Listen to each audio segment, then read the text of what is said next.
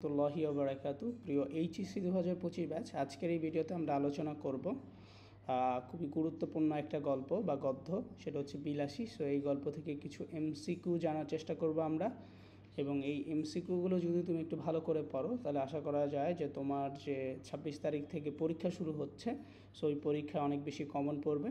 So তাহলে চলো শুরু করছি আজকের এই ভিডিওটি। সো আমাদের 1 নম্বর প্রশ্ন, সেটা হচ্ছে ঘন জঙ্গলের পথে একটু দেখে পা ফেলে যেও, উক্তিটি কার?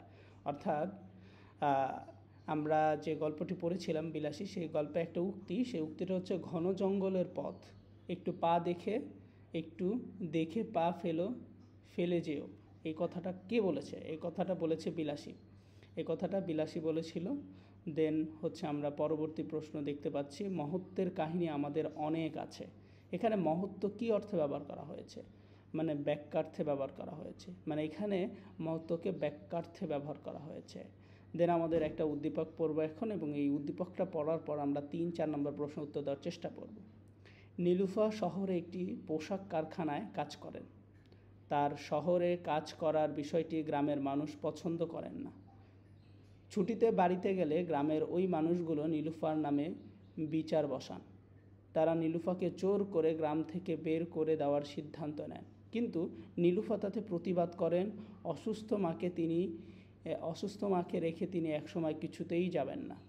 সো এরপর আমরা একটু দেখি যে প্রশ্নটা কি বলা হয়েছে 3 নম্বর। সো 3 নম্বর প্রশ্ন হচ্ছে, অনুচ্ছেদের সঙ্গে বিলাসী গল্পের যে দিকের সাদৃশ্য রয়েছে সেটা হচ্ছে নারীর প্রতি নির্যাতন, কুসংস্কার নাকি গ্রামীণ বিচার ব্যবস্থা, কোনটার মিল আছে? আমরা যদি দেখি সবগুলোরই মিল আছে মোটামুটি। দেন আমাদের পরবর্তী একটা প্রশ্ন, সেটা হচ্ছে এই বিবেচনায়, অর্থাৎ এই অবস্থা বিবেচনায় নিয়ে বলা যায় নীলুফা এবং বিলাসী উভয়ই কি? উভয়ই প্রতিবাদী, নারী সত্তা, নারী কুসংস্কারের শিকার। সো এখানে উত্তরটাও সবগুলোই হবে, ঠিক আছে।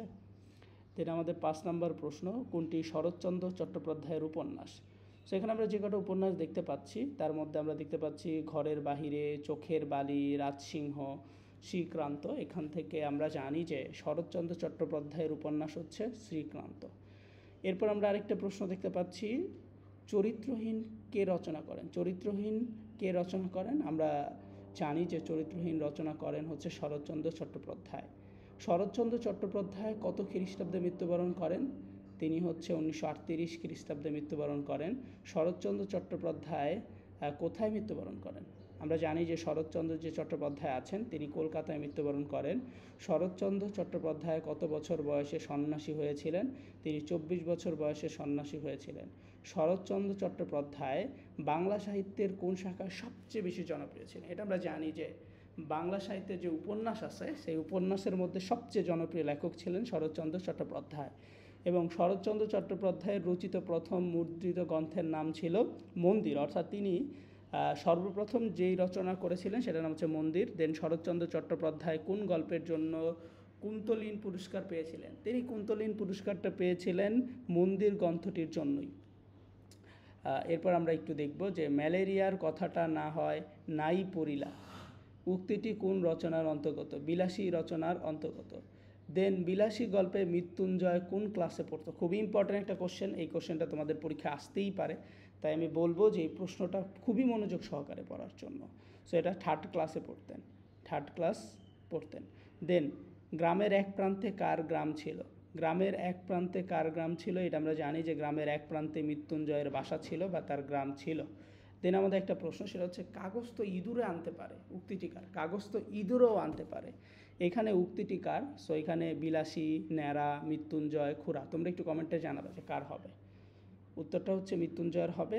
সো যারা চাচ্ছ যে এভাবে একটা ভালো প্রস্তুতি নিতে, সো তোমরা চাইলে এই পিডিএফটা কালেক্ট করতে পারো। এটা হচ্ছে একটা পিডিএফ সাজেশন শিট, এবং এখানে শুধুমাত্র যে এমনটা যে তোমাদের বিলাসী গল্পটাই আছে, অন্য কোনো গল্প নাই এমন কিন্তু না।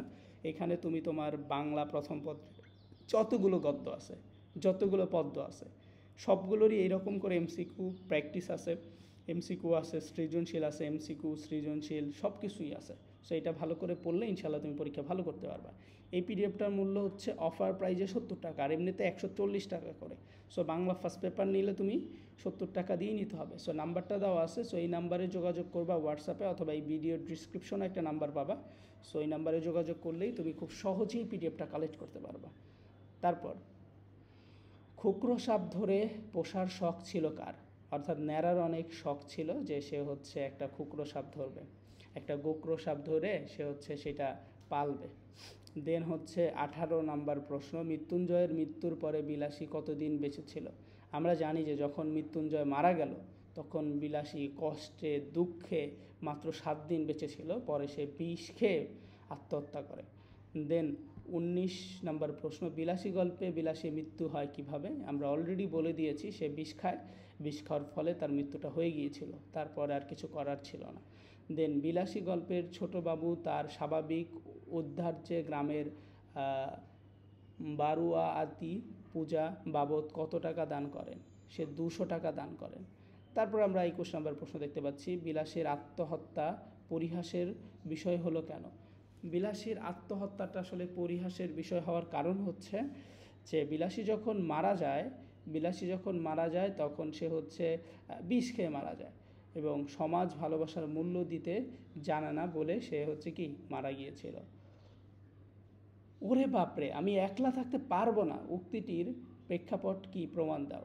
উক্তিটির প্রেক্ষাপট হচ্ছে মেকি প্রতিভক্তির কারণে। সো দেন আমাদের 23 নম্বর প্রশ্ন, ছোটোবেলায় বা ছেলেবেলায় ন্যাড়ার কয়টি বিষয়ের প্রতি প্রবল শখ ছিল? খুবই ইম্পর্ট্যান্ট একটা কোশ্চেন।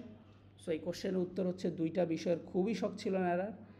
এবং আমাদের 24 নম্বর প্রশ্ন, মৃত্যুঞ্জয়ের বাগান কত বিঘার ছিল? মৃত্যুঞ্জয়ের বাগানটি 20-25 বিঘার ছিল, অর্থাৎ 20-25 বিঘার ছিল। বিলাসীর আত্মহত্যার মধ্য দিয়ে কি প্রকাশিত হয়েছে? বিলাসী যে আত্মহত্যা করছে এর মাধ্যমে ভালোবাসার জয়, এই কথাটাই কি ফুটে উঠেছে। দেন 26 নম্বর প্রশ্ন, বিলাসী গল্পের লেখক কেন্দ্রীয় চরিত্রের কোন দিকটিতে প্রধান রূপে ফুটে তুলেছে? সো প্রেমের মহিমা এই বিষয়টি তিনি ফুটিয়ে তুলেছেন। নিকা শব্দটি বিলাসী গল্পে কী অর্থে ব্যবহার করা হয়েছে? নিকা মানে হচ্ছে বিয়ে অর্থে ব্যবহার করা হয়েছে। কামচাটকা অর্থ কী? কামচাটকা শব্দের অর্থ হচ্ছে উপদ্বীপ। ভূদেব বাবু ছিলেন একজন লেখক। ভূদেব বাবু কে ছিলেন? একজন লেখক ছিলেন। সো এই প্রশ্নগুলো যদি একটু ভালো করে পড়া যায়, আশা করা যায় যে পরীক্ষায় আসলে ইনশাল্লাহ ভালো একটা রেজাল্ট করা পসিবল। দেন কামাখ্যা কি? কামাখ্যা হচ্ছে তোমার একটা তীর্থস্থান। কামাখ্যা হচ্ছে একটা তীর্থস্থান। সো এরপরে দেখো আরও অনেক এমসিকিউ আছে। সো এগুলো যদি তুমি শিটটা কালেক্ট করো তাহলে এগুলো তুমি প্র্যাকটিস করতে পারবা বাসায় বসে বসেই। এবং তোমার বিলাসী গল্পের থেকে যদি কোনো সৃজনশীল আসে তাহলে সেটার যে মূল ভাবটা আছে সেই মূল ভাবটা তুমি পড়লেই জেনে যাবা। সো এই মূল ভাবটা যখন তুমি পড়বা তখন বিলাসী গল্প সম্পর্কে অনেক বেশি জানবা, জানার কারণে সৃজনশীল লিখতে সহজ হবে। এছাড়াও আমাদের শিটের মধ্যে সম্পূর্ণ সৃজনশীলের ক খ গ সব কিছুই আছে। সো এগুলো তুমি দেখতে পারবা, পড়তে পারবা। সময় যেহেতু তোমার এখন অল্প আছে, সো বেছে বেছে যেগুলো ইম্পর্টেন্ট সেগুলো পড়ে ফেলবা, ইনশাল্লাহ ভালো করবা। সো ভালো থাকো, সুস্থ থাকো, দেখা হবে পরবর্তী ভিডিওতে যেখানে আমরা আরেকটি গদ্যর থেকে 30টি প্রশ্ন জানবো ইনশাল্লাহ।